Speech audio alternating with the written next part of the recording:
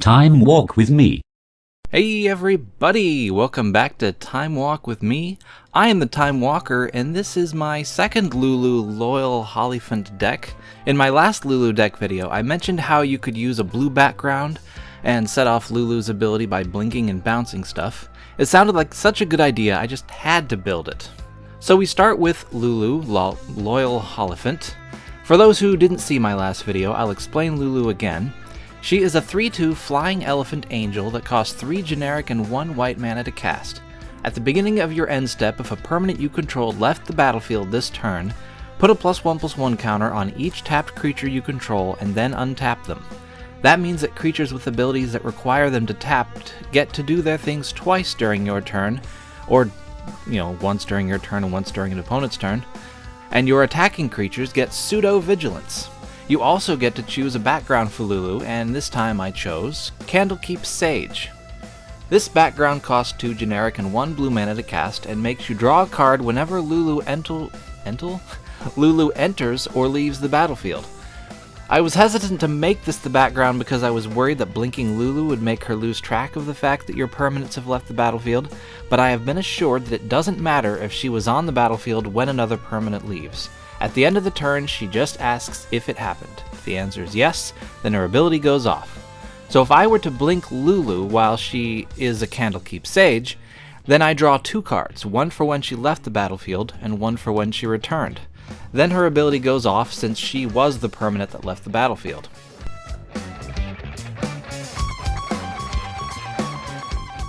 So I put in a lot of blink spells. Nephalia Smuggler. This one is cool because the blink ability is welded onto a creature and the creature doesn't wait until the end of the turn to come back. Far Traveler. This could have been the background for a mono white Lulu deck, but I wanted blue splashed in so I would have more blink spells. Lae'zel's Acrobatics. This one is a lot of fun because it blinks all your non-token creatures at once, and if you roll high enough, it does it twice. The downside to this is that they'll re-enter the battlefield untapped at the beginning of your end step, and you lose out on the +1/+1 counters. But the upside is that if you have multiple creatures that have ETB effects, they'll all go off. And there are a lot of those in here, or some of those in here. OG the Exquisite Blade. This human monk has a pretty cool ETB effect, and when you cast your second spell during your turn, you can blink them and take advantage of it. Or you can blink something else if you have something out with a better ETB. Glorious Protector. This doesn't actually blink creatures, but it can sequester as many non-angel, non-token creatures as you want, so that when you blink the Protector, they'll all blink in and back out again and activate their ETBs. She's also good board wipe protection, though this deck doesn't contain any board wipes. Your opponents might have them, though. Ghostly Flicker. This is part of many infinite combos, but it doesn't do any of that stuff here. It just flickers Lulu and something else. Momentary Blink. This flicker spell has flashback, so you can cast it twice. Sten, Paranoid Partisan. This human wizard makes spells of a type you choose other than creature cost 1 less to cast, but that's not the reason he's here. The reason he's in this deck is because he self-flickers and sets off Lulu's ability. Brago, King Eternal.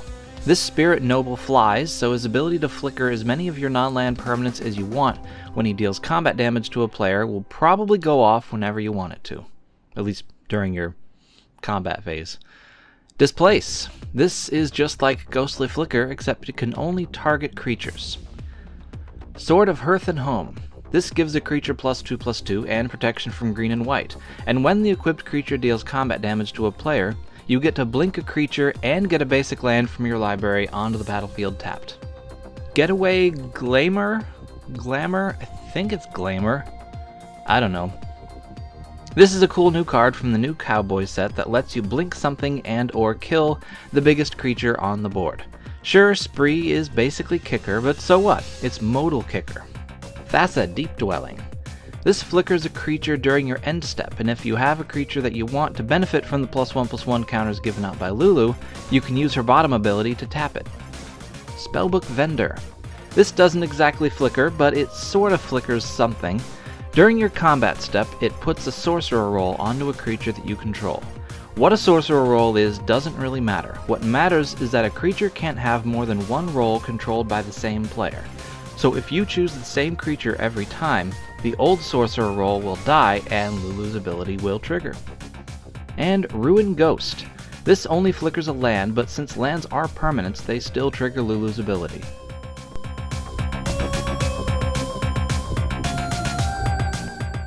Hulking Metamorph and Spotter Thopter.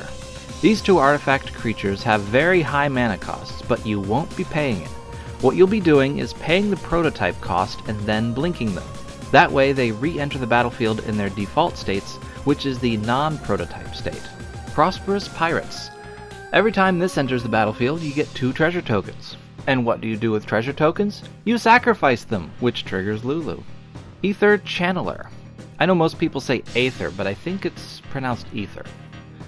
When this enters the battlefield, you get to choose among 3 effects that would come in handy in different circumstances. It's like a blue Charming Prince. Now that I think about it, Charming Prince should be in here. Master Splicer. They thought that giving this 1/1 a 4 mana casting cost would make it balanced since it creates a 3/3 golem token and gives all golems +1/+1. They thought wrong. Every time you blink this, you get another 4/4 Phyrexian golem. Angelic Sleuth. This deck likes to put +1/+1 counters on creatures, so this Agile Advisor makes sure that those counters don't go to waste when their creatures leave the battlefield. Clue tokens are sacrificed to draw cards, so that triggers Lulu. And Diluvian Primordial. This card is just a little bit crazy. Every time it enters the battlefield, you get to cast an instant or sorcery from each player's graveyard for free and then exile it.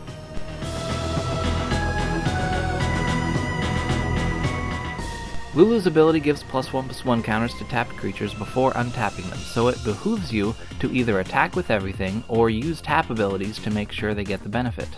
These creatures tap themselves down without risking death in combat until they have enough counters on them to survive a run-in with a Colossal Dreadmaw. You might notice a theme with the first bunch. Nomad Decoy, Checkpoint Officer, Gideon's Lawkeeper, Sterling Keykeeper, Nebelgast Beguiler. These 5 creatures tap to tap another creature. You could target an opponent's potential blockers, or even your own creatures to be sure they're all tapped down when Lulu's ability goes off. Tempered Veteran. Lulu gives +1/+1 counters to creatures, and this Human Knight gives even more to creatures that already have them. Courtly Provocateur. This actually was originally in the deck, but I replaced it with Charming Prince, so never mind. Charming Prince. Just look at this card. I didn't write anything down for this, but just look at it. You can see how it's good in this deck. Especially with that last ability to blink something. Xerix Strobe Knight. This Human Knight's ability only works when you've cast 2 or more spells during a turn, but once you have, you can untap him with Lulu and tap him again before your end step ends. It works since the stipulation will still be true.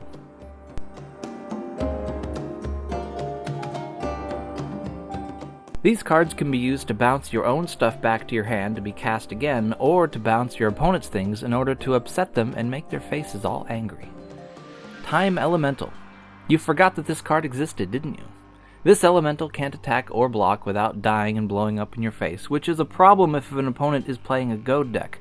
Fortunately, you can just use its ability before the combat step to avoid having to attack with it. It can even bounce lands as long as there are no enchantments on them. Temporal Adept. I think the answer to the riddle is that the day after tomorrow will remain the day after tomorrow, since yesterday is already 2 days ago from tomorrow. Unlike the Time Elemental, this card doesn't have any restrictions on what it can bounce, and it's free to engage in combat if you need it to. Vidalcan Mastermind. This one only works on your own permanents, but it works on any of them and it doesn't cost very much to activate. Void Snare. It's slow and it can't return a land, but at least it's cheap. And Rescind. This one is fast and unrestricted, and it has the added benefit of cycling away when you don't need it.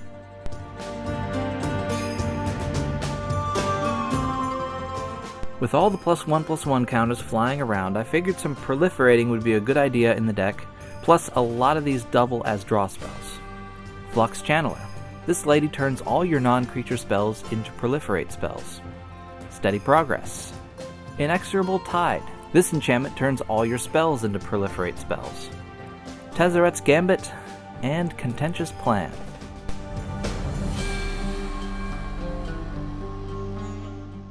Mnemonic Sphere. Sacrificing this artifact to draw 2 cards triggers Lulu. Nico Eris. This planeswalker gives you shard tokens which you can sacrifice to draw cards and to trigger Lulu. Divination. Deduce. This instant gives you a card and a clue token, which sacrifices to draw another card and trigger Lulu. Opportunity. Omen of the Sea. Like the Sphere, this enchantment triggers Lulu when you sacrifice it. Pirate's Prize. You get 2 cards and 2 treasure tokens, and you know what they do.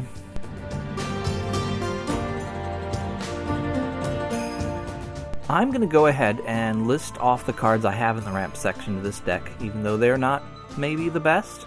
They may not be optimal, but I really don't think they're bad for a casual deck not designed to win in the first 5 turns.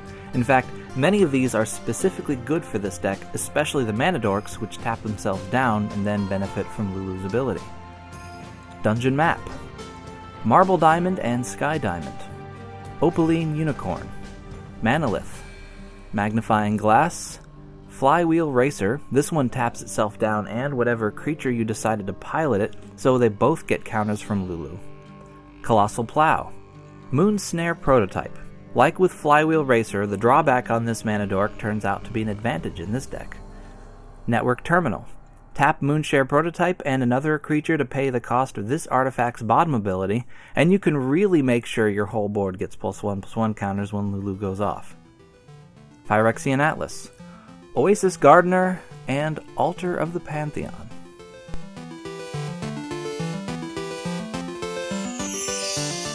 Transmutation Font. This artifact creates your choice of 3 tokens that each sacrifice as part of their abilities, which triggers you-know-who. Floodhound. I guess this could have been in the Creatures with Tap Abilities section, but I guess I just didn't feel like putting it in there. It creates clue tokens, which you can sacrifice to draw cards, and you know the rest. And Resourceful Defense. This conserves all your +1/+1 counters by moving them around when the creatures they're on leave the battlefield.